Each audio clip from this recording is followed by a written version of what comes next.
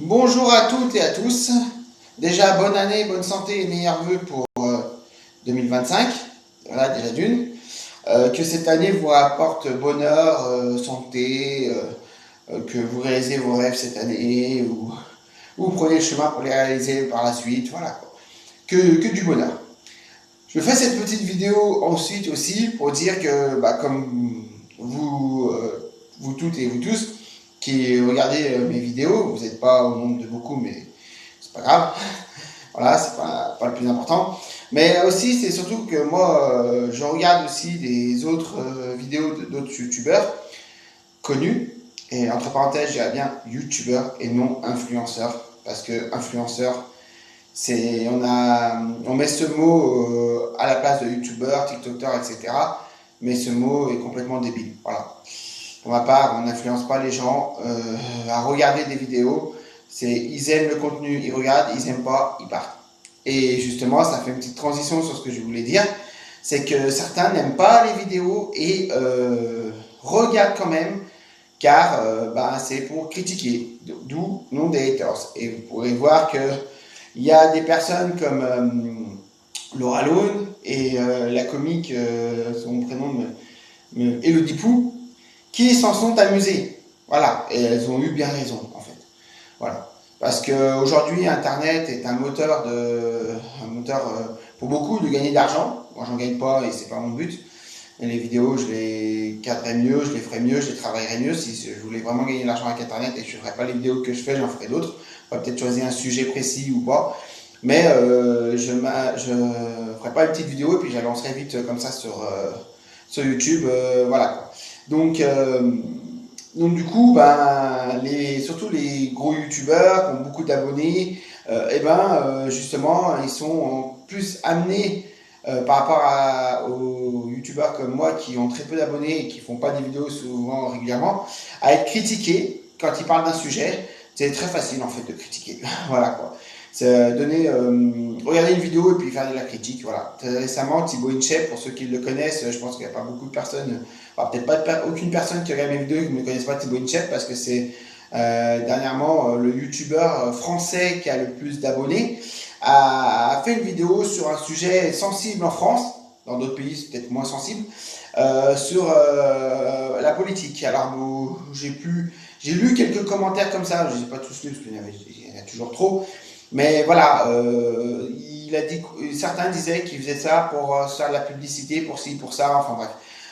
Quand on choisit de parler d'un sujet, on choisit, on fait la vidéo et on le met sur notre chaîne. Voilà. Donc c'est pas pour faire de la publicité ou autre.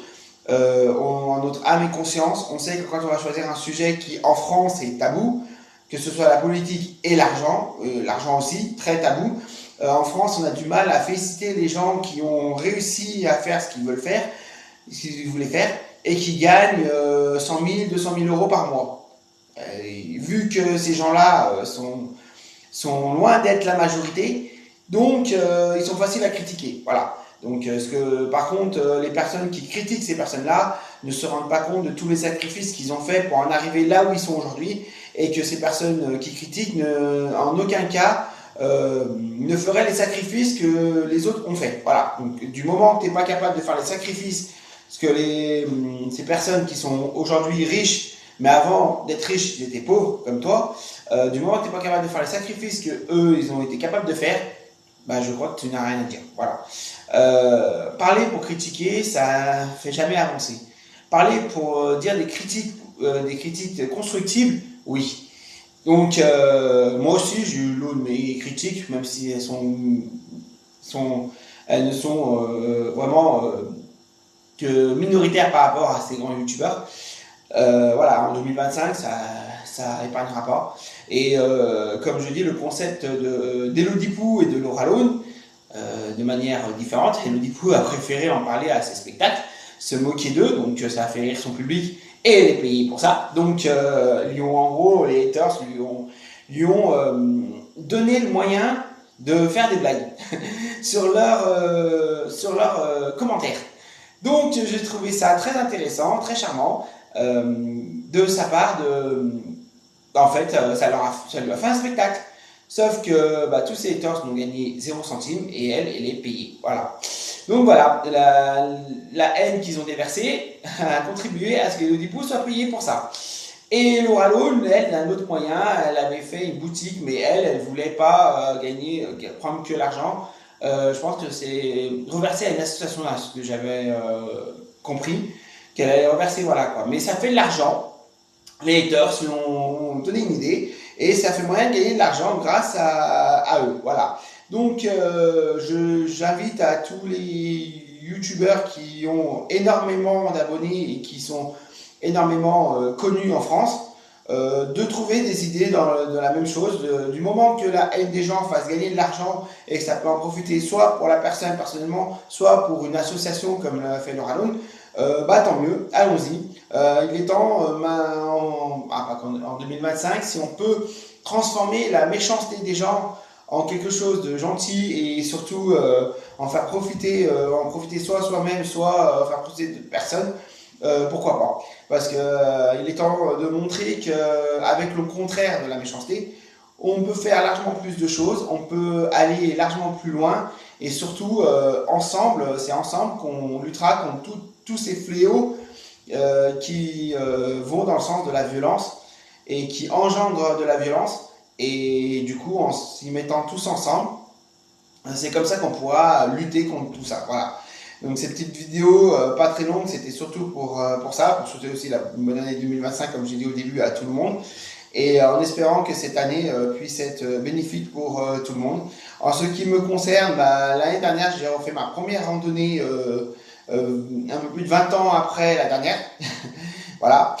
Sachant qu'en 2002, j'étais monté à 3300 mètres d'altitude, mais en 2002, quand j'avais fait, j'avais 15 ans, j'allais sur mes 16 ans. Aujourd'hui, j'en ai 38. Donc, je pouvais pas dire m'inscrire au club alpin français pour ceux qui connaissent, parce qu'il y en a dans toute la France. Dire, bah voilà, moi j'ai fait 3300 mètres d'altitude, c'est plus haut que je suis monté. Moi, je vais refaire des randonnées à peu près dans le même genre pour après monter plus haut. Non, 20 ans sans faire de randonnée, je ne pourrais pas recommencer à un niveau très élevé. Donc, ma première randonnée m'a permis de savoir, avoir des certitudes, parce que je n'avais aucune certitude, je ne savais pas du tout où j'en étais question randonnée. Et là, j'ai pu voir que malgré tout, le fait de faire du tennis de table, d'avoir un boulot où je ne suis pas assis le cul sur une chaise pendant 7 heures, je ne suis pas là en train de critiquer les personnes qui ont un boulot où c'est comme ça. Voilà, chacun choisit son boulot. Voilà, moi j'ai choisi d'être éboueur pour des raisons diverses, puisque ça me laisse une liberté, quand même, pas mal de liberté pour m'occuper de ma vie privée à côté de ma vie professionnelle et faire des activités aussi, voilà.